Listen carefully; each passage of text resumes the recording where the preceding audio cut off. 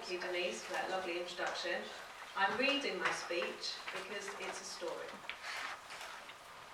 I'm the Chief Executive of Islington Play Association, a charity, as Denise said, that's been in Islington for over 40 years, fighting for children's rights to play. I've come to talk to you about how I got here and what I've learnt along the way. I'm really excited to be part of this conference and to talk about the heritage of Islington women making a difference for children and their families. I hope you had time to look outside at some of the banners and exhibition materials that we've put up. They'll be there at lunchtime as well. We're trying to show you that women in Islington have always fought to make a difference and have helped create the borough that we're currently in. I was actually born on Liverpool Road, and I've always lived in walking distance of here, pretty much, meaning that I've been here in Islington for over 40 years. 3 years ago, I decided to make a massive change, expand my horizons, meet different people, and I moved to Brighton. Islington by the Sea is what they call it. So I was born and grew up around about here, and I still work here because Islington Play Association's Paradise Park Children's Centre is on the corner of Liverpool Road. By the age of 12, I realised that I was pretty much as grown up as I was going to get. I knew then, as I know now, you're responsible for your own life and the way you respond to what happens in it. In every adult, I tried to see the child that they were, dependent on the caregivers around them, struggling to work out who they are and what stuff means. And in every child, I see the potential 12-year-old adult they can become. My career has been completely influenced by my own early experiences and beliefs. I've worked in Islington and Hackney in children's charities for over 15 years, and I've been lucky. I've always been fascinated by children and what makes you resilient and able as an adult, and why some people find things much more difficult than others. My belief is that the freedom to be you and the freedom to choose how you respond to your life makes you who you are. The moments in the day, that's me by the way. The moments in the day when you are totally immersed and fulfilled by what is actually happening, when external worries recede, that sense of brightness where arbitrary and restrictive rules fall away and everything seems possible. I think that's what freedom is. I think that's what play is. I think it changes you. Here's a quote. When you're inspired by some great purpose, some extraordinary project, all your thoughts break their bonds. Your mind transcends limitations. Your consciousness expands in every direction, and you find yourself in a new, great and wonderful world. Dormant forces, faculties and talents become alive, and you discover yourself to be a greater person by far than you ever dreamed yourself to be. That is a quote by Patanjali, an Indian teacher often called the father of yoga, and for me, that's about play. Living in a home where my father was affected by drugs and mental health issues enveloped me as a child in a sense of fear, of nightmares and ghosts, monsters seen in every pile of clothes, something under the bed ready to grasp my ankle when I went to bed, and a really evil witch who lived in the toilet.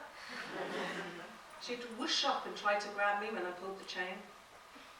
Living with someone addicted to drugs means you can never tell whether they'll be the kindest, most loving and gentle parent, ready with hot cinnamon toast when you get home from school, or a screaming, raging bear, foaming at the mouth. I learned that I wanted to depend on myself, not on others, and that has given me the drive to get to where I am today. I started to go to the adventure playground on my own at about age 7. It was a place where I was responsible for myself. I could do as much or as little as I liked. Different children would be there on different days. There were games with other children in the hut, exciting structures and swings, and quiet places where I could sit and imagine. I remember spending hours writing messages on leaves with a feather. You can see here how much I loved it.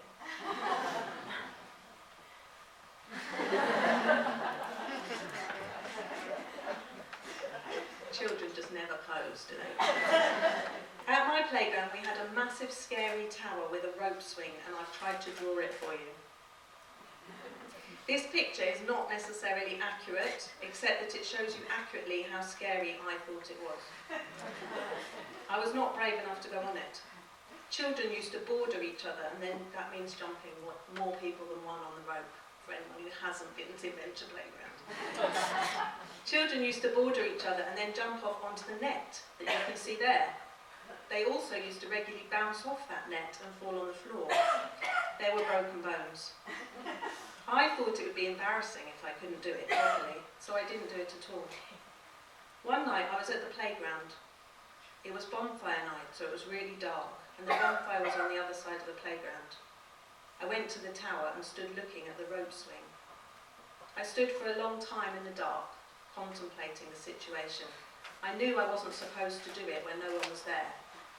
But I also knew it would be less embarrassing to fall and break my arms and legs without an audience.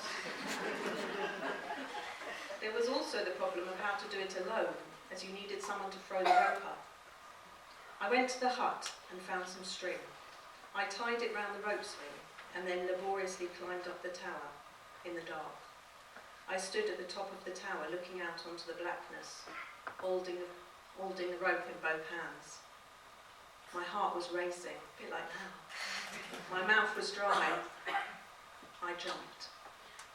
Over 30 years later, I can feel the swoosh of the air in my hair and the total elation I felt in my achievement. I was flying. No one was watching, no one was judging or worrying, no one was telling me to be careful or listing all the bad things that could result from what I was doing. No one shouted, "You're going to hurt yourself!" I was a champion borderer after that, and I learned that pushing yourself to do things that scare you can be the most wonderful, intoxicating feeling, and I've pushed myself ever since. When I was 11, I went to Camden School for Girls. This was a defining moment in my life. I reinvented myself. My primary school had not gone very well. I was called a packy and was bullied. I was pushed down the stairs. It made me quite ill, and I missed a lot of my final year there. Then I went to Camden School, and something inside, a deep, resilient, determined part of me, the part of me that could fly, decided that it was going to be different. I was going to be 12, after all. This is a picture of girls at Camden School for Girls. This is actually from 1882, which is a bit before I went there. It's very serious, though, that school. Camden School opened at Sandal Road in 1871, 100 years before I was born. In 1864, before Frances Mary Buss opened her school, the worries that men had about the new school were described like this. There might rise up before the affronted fancy visions of what are derisively called strong-minded women. Disputations, browbeating, troubled with a determination of words to the mouth, loud and harsh in voice, arrogant in temper, dogmatic, self-willed, unconventional, undomestic, impatient of the matrimonial yoke as a badge of slavery, and with perhaps a leaning to waste.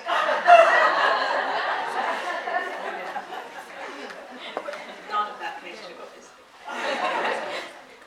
I remember my introduction day at Camden. All the teachers sat in the canteen area that had floor-to-ceiling glass windows looking out over a green slope at the front of the school. You were meant to go with your parents and meet your teachers. It all seemed very posh, very English. I had been reading Mallory Towers. My dad said he was going with me. When we got there, he said he hadn't meant he would go with me. He meant that he would lie on the glassy slope and smoke a joint. I went in alone, and I introduced myself to each teacher, paying particular attention to the Latin teachers. If they were surprised to see me alone, they were too polite to mention it. When I got to about the third subject tutor, I became aware that there was some commotion outside. There were some snippets of grown-ups' conversation. Smoking dope. Who is that man? What shall we do? I ignored this completely. I carried on with my mission to come over as a keen and serious student. I was vaguely aware, out of the corner of my eye, of my dad being ejected from the school premises with his joints still lit. I didn't falter, and me and my dad didn't mention it again. My dad died in 2012. I don't think about him making my life difficult. I know he was doing what he felt he could do, and I'm grateful to him for always making sure that I could play. It was my dad who took me to the adventure playground from a very early age, with the outcome that a small mixed-race girl learned the freedom of play, learned how to explore, develop, test herself, communicate, interact, and became a kick-ass pool hustler. None of the big boys ever thought that a little Indian girl was going to beat them at pool. But I earned a good supply of sweets that way. Without my adventure playground, my miserable early school experience might have been the main thing, but I had a whole other life. Camden School for Girls also taught me that women are actually better than men at nearly everything. The teachers there were all totally sure that the girls were going to change the world. After school I went to uni. It was called then the University of North London. It is now called London Met, and yet you guessed it, it's in Islington on Holloway Road. I studied English and film because all I really liked doing was reading and watching movies, so that seemed like a good choice. I actually did one of my essays about Rocky. The university was opened in 1896 with a mission to promote the industrial skill, general knowledge, health and well-being of young men and women. When I was there in 1994, the Students' Union, protesting about the cutting of courses that weren't economically viable, called a sit-in. So we sat in. The police used to come and try and get us to leave. I was doing my finals, so I was really involved in occupying the building as I was actually trying to do my finals. But it was really exciting and empowering to be part of that. Now I'm older, a few multiples of 12, actually, I still believe in the freedom and power that adventure playgrounds can give you. In 2011, Islington Play Association, the charity that I'm CEO of, was successful in getting the land that the Islington Adventure Playgrounds are on, land worth a lot of money, protected for children's play in perpetuity.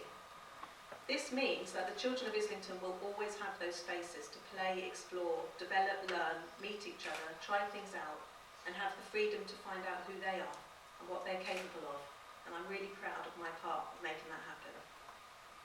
Since I have been 12, I have learned the importance of finding out who you are, learning how to manage the life you've been given.